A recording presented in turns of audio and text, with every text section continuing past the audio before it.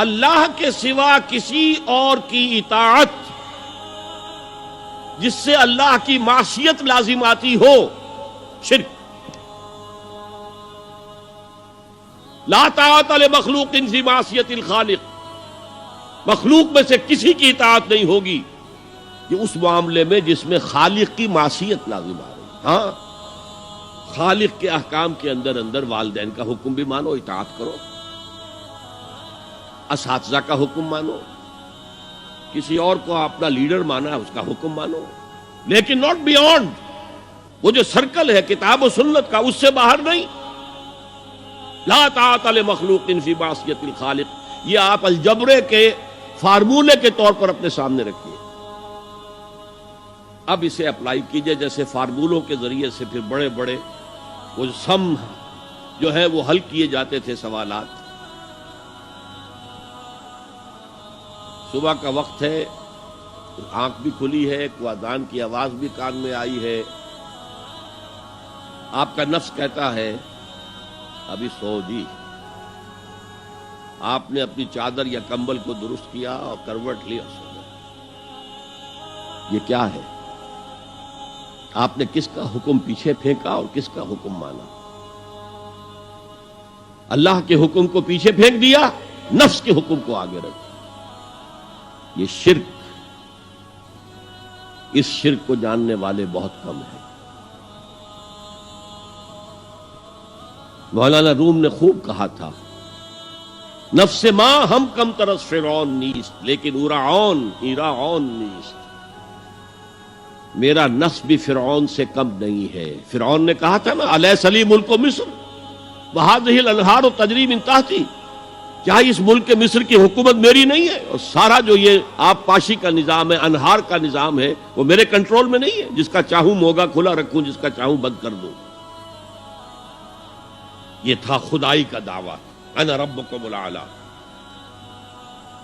تو مولانا روم کہتے ہیں میرا نفس بھی اس سے کمتر نہیں ہے۔ وہ کہتا یہ جسم میرا ہے، اس پر میرا حکم چلے گا، میں نہیں جانتا کون اللہ کون رسول، کیا حرام کیا حلال۔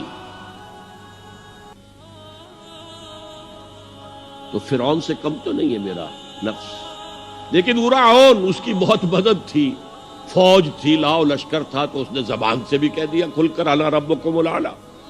میں مسکین ہوں، غریب ہوں، میرے پاس کوئی طاقت نہیں ہے، میں زبان سے تو کچھ نہیں کہہ سکتا، اندر سے میرا نفس یہی کہتا۔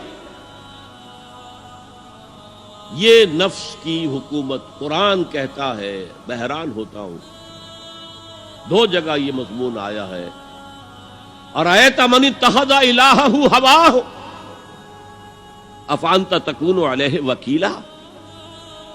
اے نبی تم نے دیکھا اس شخص کو، اس کے حال پر غور کیا جس نے اپنی خواہش نفس کو اپنا الہ بنا لیا ہے۔ اللہ اکبر، الہ، لا الہ الا اللہ، کلمہ توحید کا مرکزی لفظ یہاں آ رہا ہے، من اتخذ الہہ ہواہ، جس نے اپنی خواہش نفس کو اپنا معبود بنا لیا، الہ بنا لیا۔ افانت تکون علیہ وکیلا، کیا آپ ایسے شخص کی کوئی ذمہ داری لے سکتے ہیں؟ سود حرام ہوا کرے جی، حرام ورام،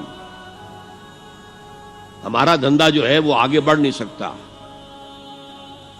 تو اللہ کے حکم کو پیچھے ڈالا، نفس کے تقاضے کو آگے رکھا۔ کون معبود ہے آپ کا؟ نام عبداللہ رکھیے، نام عبد الرحمن رکھیے، ہے عبد النفس، نفس کے بندے، نفس کے غلام۔ یہ میں نے یوں سمجھیے کہ جیسے میں نے ہجرت اور جہاد کی ڈیفینیشنز کی تھی۔ ہجرت کا بیس کیا ہے؟ پوچھا گیا ایو الہجرت افضل یا رسول اللہ، اے اللہ کے رسول بتائیے سب سے اعلیٰ ہجرت کون سی ہے، افضل؟ فرمایا ان تہجر ما کرہ ربک، ہر اس چیز کو چھوڑ دو جو تمہارے رب کو پسند نہیں۔ آج رات ہی سے آپ ہجرت شروع کر سکتے ہیں۔ جائزہ لیجئے کیا کیا چیزیں میری زندگی میں خلاف شریعت ہے، تو اللہ کو ناپسند ہے، فیصلہ کیجئے کہ آج کے بعد نہیں ہوگی، ہجرت شروع ہو گئی، افضل الہجرہ، سب سے افضل ہجرت شروع ہو گئی۔ لیکن ٹاپ پر لے جائیے تو یہ ہجرت جب اللہ کے دین کو قائم کرنے کی جدوجہد اس مرحلے پر آ جائے کہ اب باطل کے ساتھ ٹکراؤ ہے اور اب چاہیے کہ ساری قوت ایک مرکز پر جمع ہو جائے، ہجرت فرض کر دی گئی، وہ ہجرت گھر بار چھوڑ کر، اہل و عیال کو چھوڑ کر، اور مکے کے بھیڑیوں کے رحم و کرم پر چھوڑ کر اپنے گھر والوں کو جو لوگ ہجرت کر کے آئے، حکم تھا۔ ہجرت مدینہ فرض تھی، ہجرت حبشہ فرض نہیں تھی، صرف اجازت تھی کہ جن سے سختیاں نہیں جھیلی جا رہی مزید وہ چلے جائیں۔ تو ہجرت کا یہ ابتدائی نقطہ، انتہا یہ جہاد، المجاہد من جاہد نفسہ، جہاد تو یہاں سے شروع ہو گیا، اپنے نفس کے خلاف جہاد کرنا۔